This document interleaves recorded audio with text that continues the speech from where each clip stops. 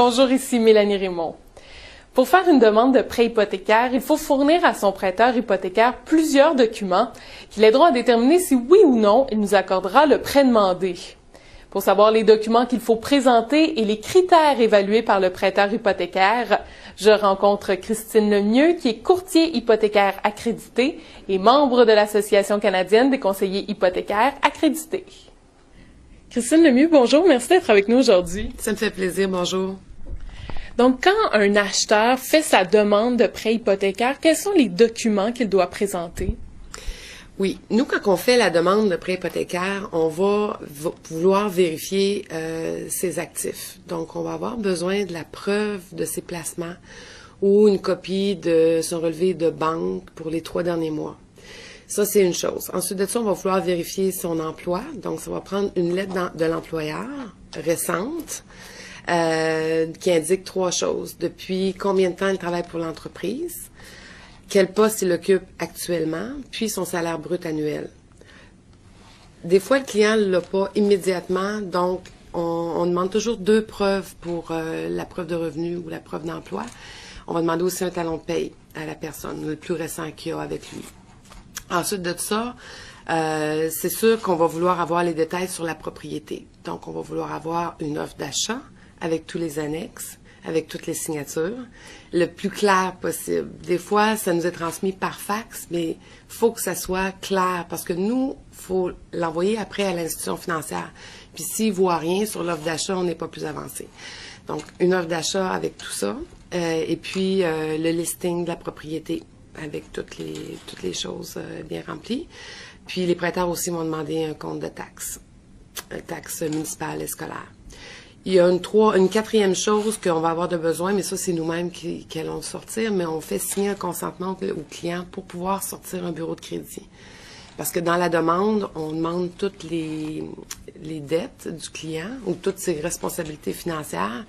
Puis, c'est sûr que le bureau de crédit, dans le fond, ça vient confirmer. Parce que quand on prend une demande de prêt, c'est bien beau, mais chaque chose qu'on inscrit dans la demande de prêt, il faut que ça soit prouvable. Donc, on va, pour les dettes, vérifier avec le bureau de crédit.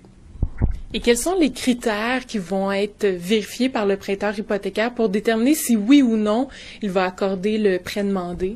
Oui. Il y a 4 critères toujours que on se sert dans la base de souscription. Dans un premier temps, c'est les ratios d'endettement. L'ABD, l'ATD, l'amortissement brut de la dette, l'amortissement total de la dette. C'est toujours par rapport aux revenus. Les dettes par rapport aux revenus, ça ne doit pas dépasser un certain ratio. 32-40. 32 quand on parle juste de ce qui en coûte pour se loger, puis 40% par rapport aux revenus bruts, là, avec toutes les autres dettes incluses.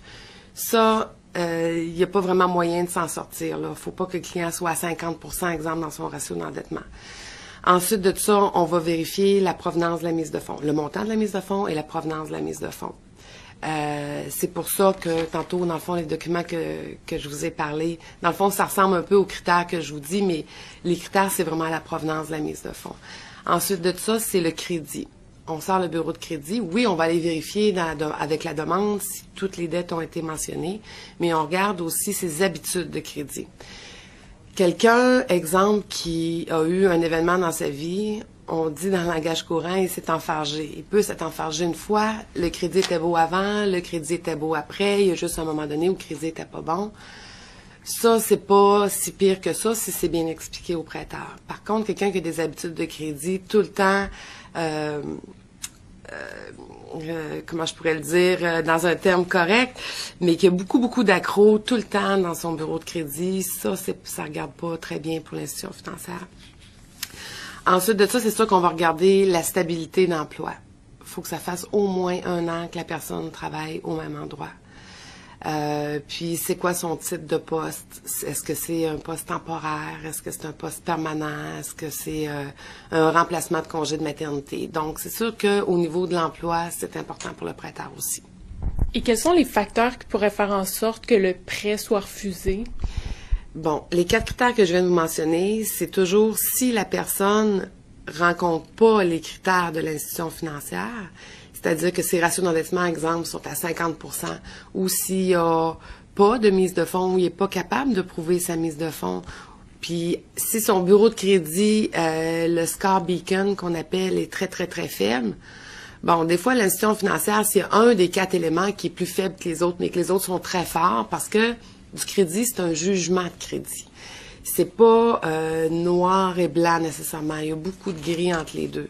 Si 3 des 4 critères ne sont pas rencontrés, c'est sûr que le prêt passera pas. S'il y en a un des 3 qui est pas rencontré, ça dépend lequel, ça dépend à quel niveau, est-ce que ça peut être compensé par d'autres qui sont beaucoup plus forts. Il n'y a pas de réponse vraiment sans exemple précis à votre question, mais j'espère que j'ai répondu de façon satisfaisante. Tout à fait. Et si quelqu'un est déjà propriétaire, est-ce que c'est un avantage de vendre sa propriété avant d'en acheter une nouvelle? Je dirais oui et non. Oui, si la personne n'est pas capable de supporter 2 hypothèques. Parce que tout ce que je viens de vous dire, si la personne a déjà une propriété, normalement elle a déjà une hypothèque, donc elle a déjà des engagements financiers. Si elle est capable de supporter avec ses revenus une 2e hypothèque tout en respectant les ratios financiers que je vous ai parlé tout à l'heure, pas nécessairement besoin de la vendre.